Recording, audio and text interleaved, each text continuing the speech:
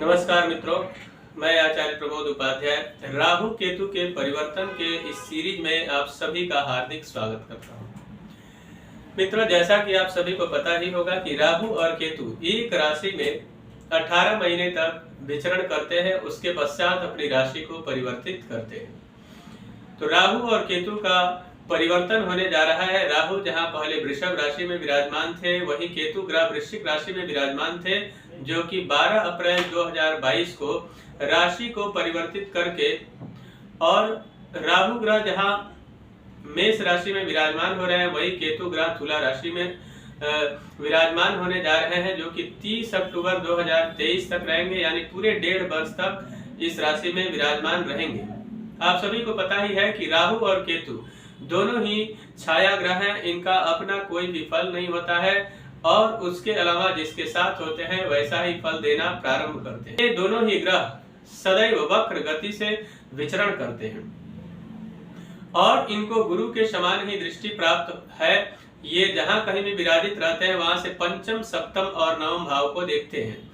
तो यह आने वाला जो 18 महीने का समय होगा, या मिथुन राशि वालों के लिए किस प्रकार का फल देने वाला है, इस पर चर्चा करेंगे और आगे उपाय बताऊंगा कि इस समय को और बेहतर करने के लिए क्या उपाय करें जिससे यह समय और भी बेहतर हो। यह जो राहु केतु का परिवर्तन है, यह चंद्र राशि के आधार पर देखा जा सकता है, या फिर जिनको अपनी जन्म कुंडली की राशि पता नहीं है, वह नाम राशि के आधार पर भी इसे देख सकते हैं।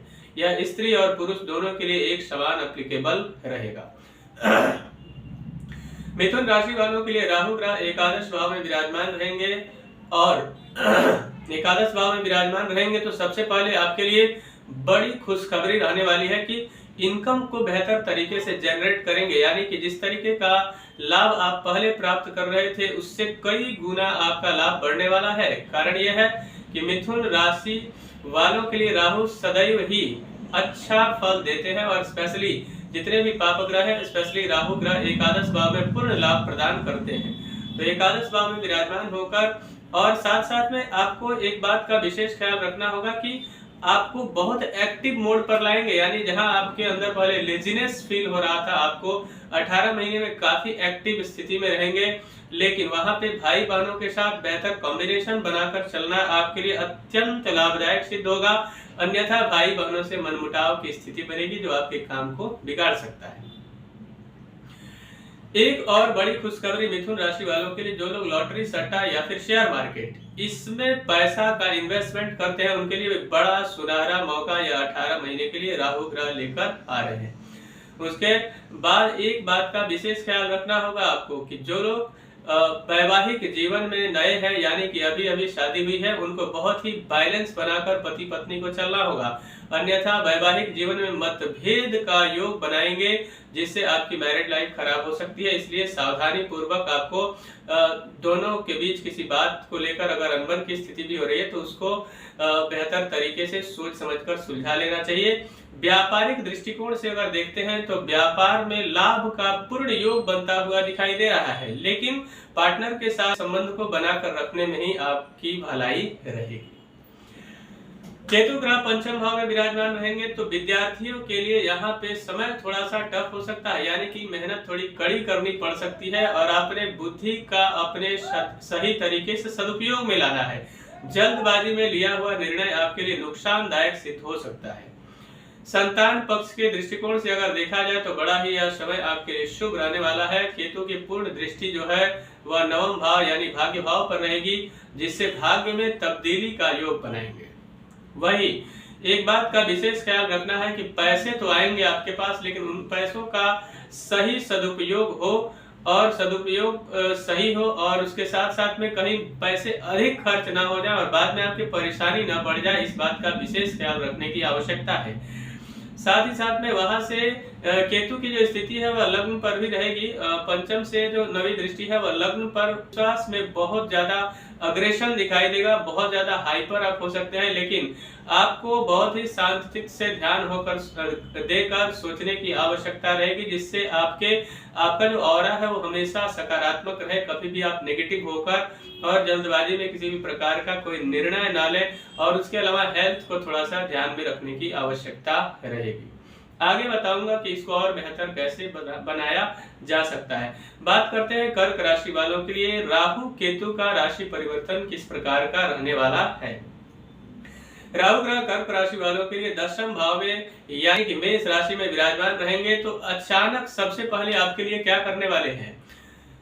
तो सबसे पहले जो लोग नौकरी के तलाश में निरंतर भटक रहे थे और नौकरी की तलाश पूरी नहीं हो रही थी, उनको नौकरी के अच्छे योग बनते हुए यहाँ पे दिखाई दे रहे हैं। 18 आने वाला जो 18 महीने का समय होगा नौकरी के दृष्टिकोण से बड़ा ही शुभ समय रहेगा। लेकिन जो लोग ऑलरेडी पहले से नौकरी में हैं उनको थोड़ा अपने कलीग्स के साथ सावधान रहने की आवश्यकता रहेगी, अन्यथा कई बार आप आरोप और प्रत्यारोप के शिकार भी हो सकते हैं। वहां से उनकी जो दृष्टि होगी वह सेकंड हाउस पर रहेगी, तो आपको कुटुंबी जनों यानी कि आपके जो रिलेशन वाले लोग हैं यानी जो आपके रिश्तेदार हैं, आपके जो घर वाले लोग हैं, उनके साथ में आपको कहीं ना कहीं बेहतर बैलेंस बनाकर चलने की आवश्यकता है और कहीं भी धन खर्च करने से पूर्व आपको एक प्लानिंग के साथ आगे बढ़ना होगा, अन्यथा आपका धन कहीं फंस सकता है। यानी किसी को आप पैसे इत्यादि भी देते हैं तो वहां भी फंसने का चांस है, इसलिए आपको बहुत सतर्कता के साथ आगे बढ़ना होगा।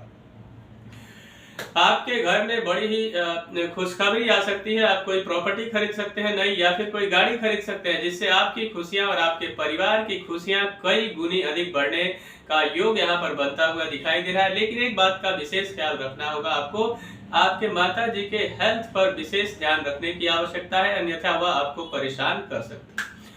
उसके अलावा मित्रों का सहयोग प्राप्त होगा, लेकिन यूं ही आप ऐसे समय में बिल्कुल आप आंख बंद करके किसी मित्र पर भरोसा ना करें, नहीं तो कोई अच्छा खासा आपका करीबी मित्र भी आपको धोखा दे सकता है। इस बात का विशेष ख्याल रखना होगा। और उसके अलावा राहु केतु के परिवर्तन में आपको कर्ज लेने से बचना चाहिए, और आपने कर्ज लिया है तो इस समय चुका पाएंगे, यह पक्की बात है। उसके अलावा शत्रुओं का प्रभाव आप पर यहाँ पर बढ़ता हुआ दिखाई दे रहा है, यानी कि शत्रु आपको परेशान करने का निरंतर प्रयास करेंगे, लेकिन वह अंततः प्रयास में विफल हो जाएंगे। लेकिन एक बात से यहाँ सावधान रहने की आवश्यकता है कि कोर्ट कचहरी के मामले में थोड़ा सा सावधानी पूर्वक फूंक फूंक कर कदम रखने की आवश्यकता आपको रहेगी। और किसी प्रकार का कोई रोग अगर पहले से आपके शरीर में विद्यमान है तो समय रहते अगर उसका इलाज करवा लेते हैं तो निश्चित तौर पर आपके लिए बहुत ही लाभदायक सिद्ध होने वाला है। केतु ग्रह 4th हाउस यानी कि चतुर्थ भाव में रहेंगे आपके राशि के आधार पर, तो आपके लिए बिल्कुल एक बात का ध्यान रखने की आवश्यकता रहेगी कि सतर्कता और साथ में संवेदनशीलता के साथ आगे बढ़ने की आवश्यकता रहेगी, और किसी भी बात को लेकर कभी केयरलेस नहीं होना है, अन्यथा यह आपके परिवार के लिए नुकसानदायक सिद्ध हो सकता है। उसके साथ साथ में हेल्थ को लेकर थोड़ा सा आपको कहीं ना कहीं सतर्कता बरतने की आवश्यकता है, स्पेशली जब आप ट्रैवल कर रहे हैं तो ट्रैवलिंग के टाइम पे आपको थोड़ा सा सतर्कता बरतना होगा। सावधानी हटी और दुर्घटना घटी वाली कहानी बन सकती है, इसलिए सावधान रहे और आगे बढ़े। आप 10th हाउस पर केतु की पूर्ण दृष्टि रहेगी, उनकी जो 7वीं दृष्टि है वह 10th हाउस पर रहेगी, जिससे कि राजनीति के क्षेत्र में जो लोग हैं उनके लिए बड़ा सुनहरा समय आता हुआ दिखाई दे रहा है।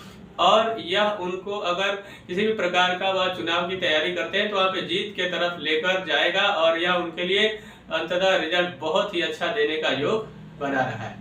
पिता के साथ में संबंधों को बेहतर बनाए, अन्यथा यहाँ पर संबंध खराब आपके हो सकते हैं। और इनकी जो 9वीं दृष्टि है वह 12th हाउस पर रहेगी, यानी कि द्वादश भाव पर रहेगी, जिससे कि कुछ लंबी लेकिन सुखद यात्राएं आपकी हो सकती है। और जो लोग विदेश जाना चाहते हैं, चाहे वह एजुकेशन के दृष्टिकोण से हो या फिर नौकरी या बिजनेस व्यापार के अकॉर्डिंग जाना पड़ रहा हो, यह लंबी यात्रा आपके लिए बहुत ही सुखद और बहुत सारे शुभ समाचार लेकर आने वाला रहेगा। मित्रों, मुझे आशा है कि मेरा यह कार्य को पसंद आया होगा। मैं एक बात और भी आपको बता दूं कि राहु और केतु का जो राशि परिवर्तन है, इस राशि परिवर्तन पर यदि आप चाहते हैं कि आने वाला 1.5 वर्ष का जो समय है यह आपके लिए बहुत ही बेनिफिशियल अप्रोच डेवलप करे, यानी कि बहुत सारे फायदे का योग बनाए, तो आपको क्या करना चाहिए, तो राहु ग्रह के मंत्र का जाप करना चाहिए। ओम रांग राहवे नमः मंत्र का जप करें, या फिर किसी ब्राह्मण के द्वारा सही समय पर 72,000 मंत्र का राहु का और 68,000 मंत्र के केतु का जप करवाएं, अत्यंत लाभदायक सिद्ध होगा। और डेली बेस पर आपको क्या उपाय करना है, तो आप आपको क्या बोलते हैं कि आपको करना क्या है कि जल में गोमूत्र डालकर स्नान करना अत्यंत लाभदायक आपके लिए सिद्ध होगा। और शनिवार के दिन सायंकाल के समय पीपल के वृक्ष के नीचे आप सरसों के तेल का दीपक जला सकते हैं। राहु स्तोत्र या केतु स्तोत्र का पाठ करना भी आपके लिए अत्यंत लाभदायक सिद्ध होगा। शनिवार के दिन गरीबों की मदद करना भी बहुत हद तक आपके लिए लाभदायक रहेगा। यदि आपके भी जीवन में कोई समस्या है और उस समस्या का समाधान पाना चाहते हैं और यदि उसका समाधान नहीं मिल पा रहा है तो आप हमसे संपर्क करके और उस समस्या का समाधान प्राप्त कर सकते हैं। तब तक के लिए इजाजत दीजिए। नमस्कार।